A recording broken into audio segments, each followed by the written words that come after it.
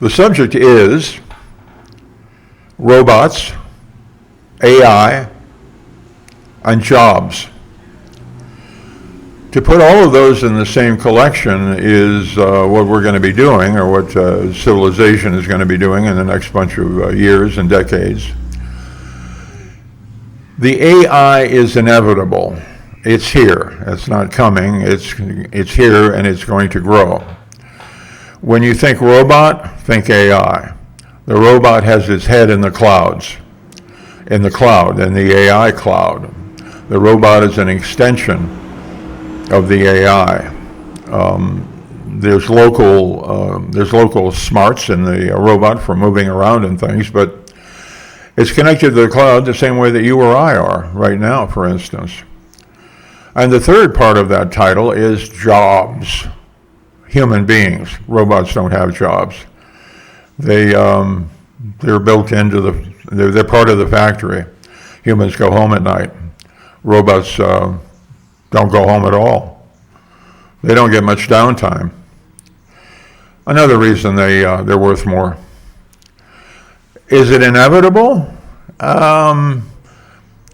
See, now one of the things, I did another video on how I feel self-censored.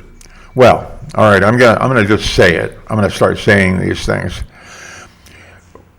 In a capitalist system, and the Chinese are most definitely in that, in a capitalist system, it is inevitable.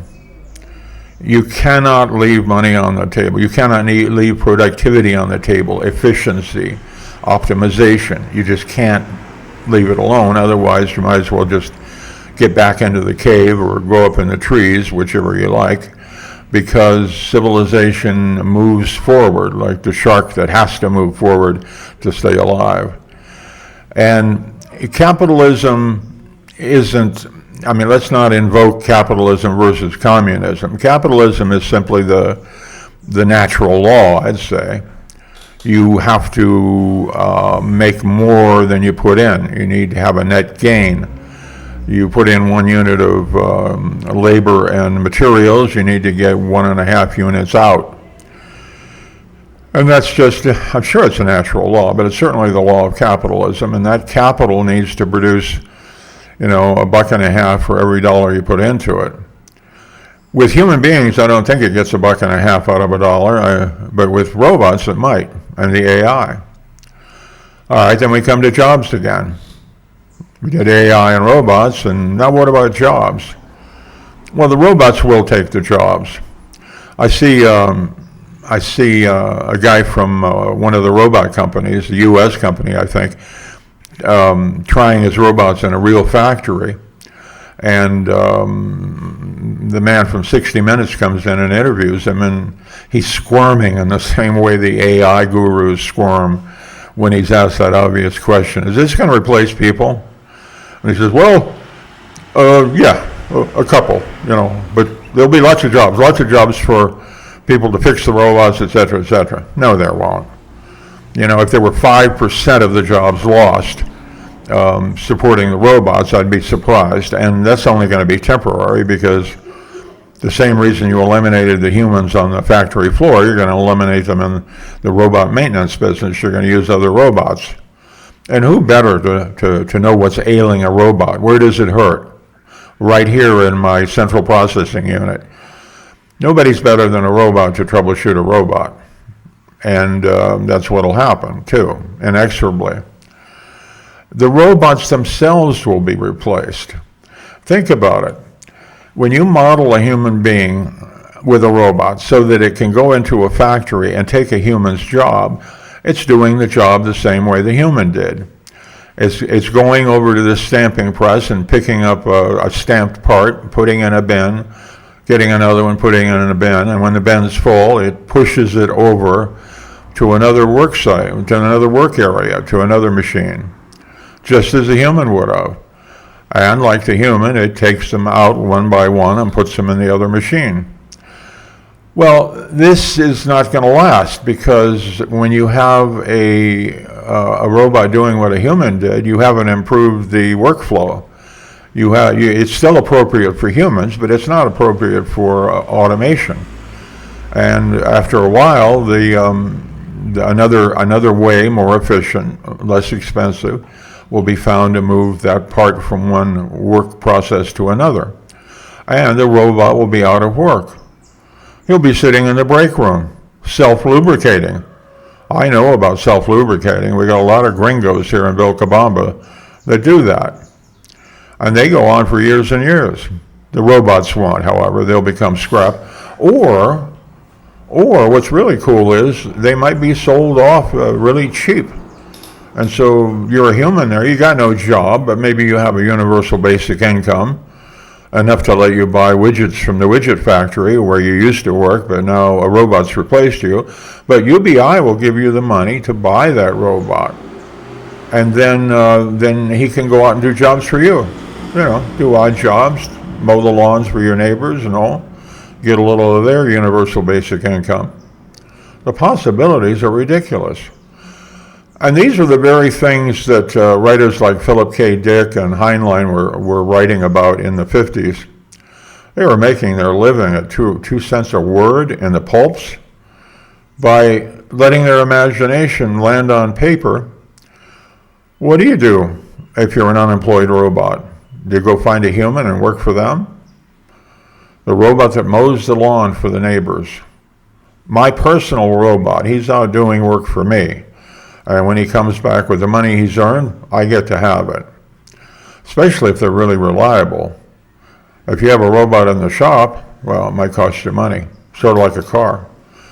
Could it be that it will be a capital investment on the order of an automobile now to have your own robot? Was it going to make the beds, wash the dishes, and all of that? So we've got AI. We've got its physical extension, the robot. We've got the unemployed human. I don't know what's going to happen. I mean, I can't imagine what's going to happen. I keep trying to. Humans become surplus, literally surplus. Their labor is surplus. It isn't valuable. What happens then? What are they beside labor? Aside from labor, what are they? They're a drain on the system, is what they are. Then on the other hand, the people that own, see, this isn't all the humans. This is the working class. I don't want to get back to Marx.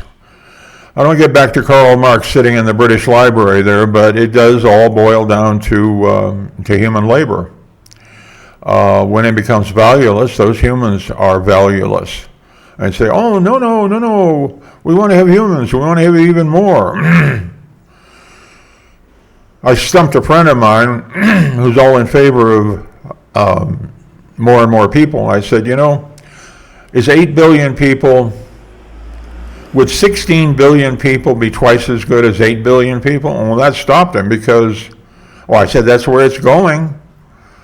This idea of human fecundity, making more kids, is like Forrest Gump taking the football and running way past the goalpost and then keep running and keep running and keep running. What we're doing here is to run past the goalpost. But humans do not slow down. They don't have a plan, for one thing. They're just running. They're making machines that increase productivity, and they will continue to do that until the productivity is so high that no humans are necessary as labor. However, there's another group of humans, the ones that own the robots, the ones that own the AI, the billionaires. You've seen them. They were lined up behind the president back in January of last year. Seems like 100 years, but it was last year. They're all the billionaires, and they weren't lined up there just symbolically. They were behind something that's our future. They're not going to be put out of a job. They have humanoid machines that work for them, that they own. So the working class has nothing to do. They have no work to do. But the oligarchs have the workers. The work is done by the oligarchs through these robots. And whatever there's, I don't know where the oligarchs are going to make their money if the people that buy the stuff from the factories don't have any money.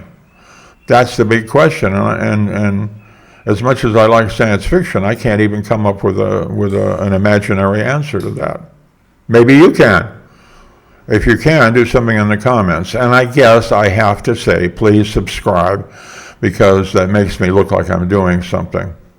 Until I see you again, take care of yourself. Enjoy life while you can. That robot's coming after you. Ciao.